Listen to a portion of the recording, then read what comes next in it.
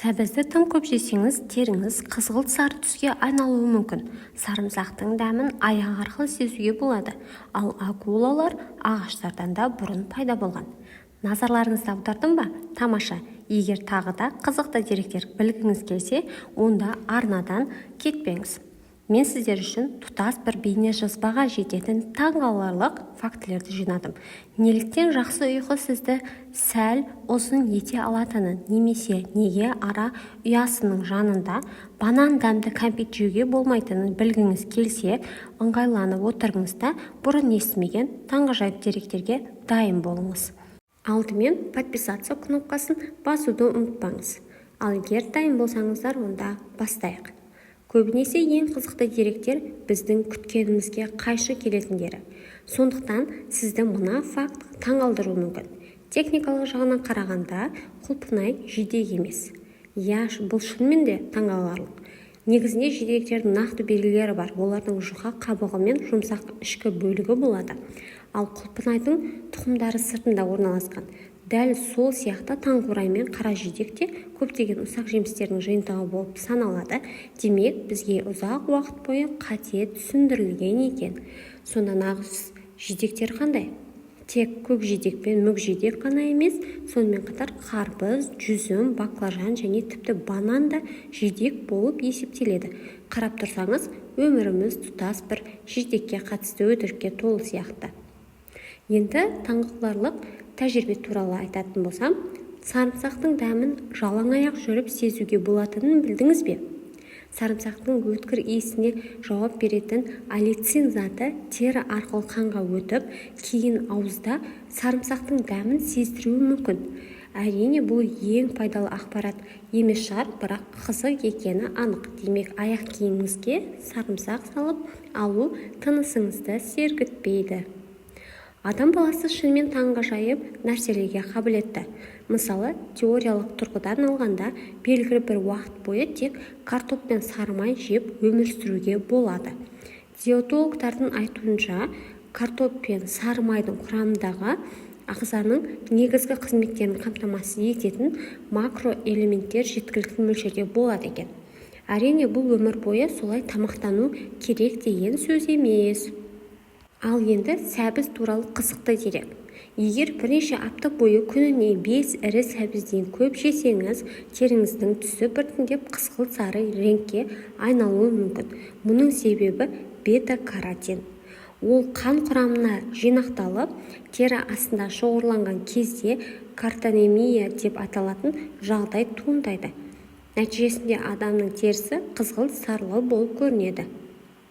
Келесі факт. Асқазан қышқылының күштілігі сонша, ол кейбір металдарды да ертіп жібере алады. Асқазан сөлінің құрамында тұз қышқылы мен ас қорыту ферменттері болады. Егер бұл қышқыл теріге тікелей тиетін болса, химиялық күйік пайда болуы мүмкін. Бірақ ол неге асқазанның өзін ертіп жібермейді деген сұрақ туындауы мүмкін сізде. Себебі асқазан қабырғаларын эпителий жасушалары қорғайды. Олар қалың шырыш қабатын бөліп шығарып, қышқыл мен асқазан тіндерінің арасында қорғаныс тосқауылын жасайды. Алайда шырыш пен қышқылдан да жағымсыз нәрсе бар.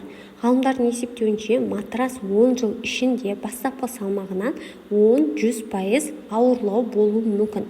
Себебі оған өлі тері жасушалары, қайысқақ, зең және микроскопиялық кенелер жиналады. Сондықтан ескі матрас ішінде көзге көрінбейтін көптеген қалдықтар болады.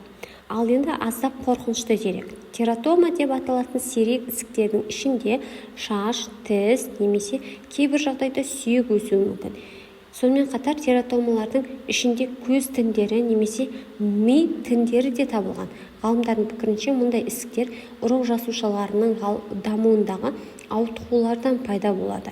Әрине, тератомалардың барлығы қатерлі ісік емес, бірақ мұндай фактінің өзі адамды шошытады. Бой ұзындығына қатысты тағы бір қызық дерек. Егер екі қолыңызды екі жаққа толық созсаңыз, бір қолдың саусақ ұшынан екінші қолдың саусақ ұшына дейінгі ара қашықтық шамамен сіздің бойыңызға тең болады. Сонымен қатар табаныңыздың ұзындығы мен білегіңізден шынтағыңызға дейінгі арақашықтықта шамалас келеді. Тағы да бір қызықты фактке келетін болсақ, акулалар ағаштардан да бұрын пайда болған. Ең ежелгі акула қалдықтарының шамамен жасы 450 миллион жыл деп есептеледі.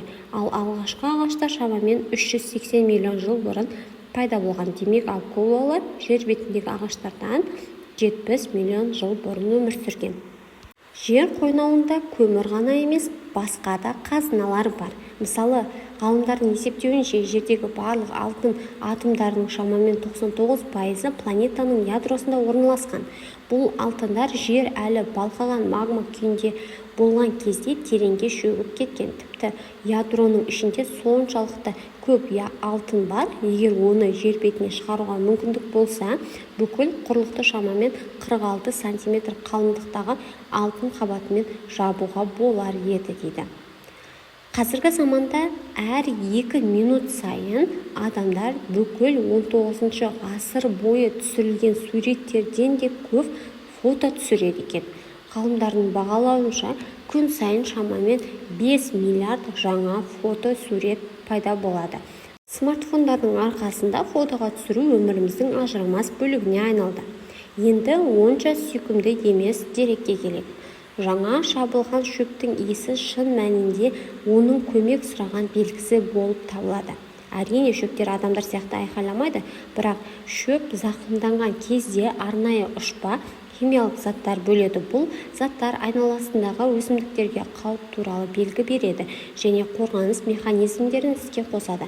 Кейбір өсімдіктер тіпті өздерін жеп жатқан жәндіктерге қарсы жыртқыш жәндіктерді шақыратын химиялық сигналдар бөледі. Басқаша айтқанда, олар көмекке қоңырау шалады. Міне тағы бір қызық химиялық дерек. Банан мен банан дәмді кәмпиттердің құрамында изоамилоцетат деген зат бар. Дәл осы зат аралардың қауіп төнген кездегі шабуыл сигналының құрамында да кездеседі. Сондықтан ара ұясының жанында банан жеп тұрсаңыз, аралар оны қауіп белгісі деп қабылдауы мүмкін.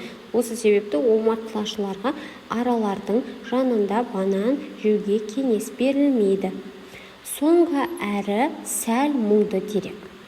Ғалымдардың зерттеулеріне сәйкес, адам өмірден өтер алдында жоғалатын соңғы сезім мүшелерінің бірі есту қабілеті. Зерттеушілерде көптеген ағза қызметтері тоқтаған науқастардың миы әлі де дыбыстарға жауап бергені анықталған. Яғни, адам соңғы сәттерінде айналасындағы дыбыстарды естуі мүмкін. Дегенмен, олардың бұл дыбыстарды толық түсінбейтіні әзірге белгісіз. Осымен біздің видеомыз аяқталды. Комментарийде қай факт сізді таң қалдырды және ұнаттыңыз, соны пікірде жаза кетіңіз. Сонымен қатар видеоға лайк басып, каналға тіркеліп қоюды ұмытпаңыздар достар. Келесі видеоларда кездескенше қош сау болыңыздар.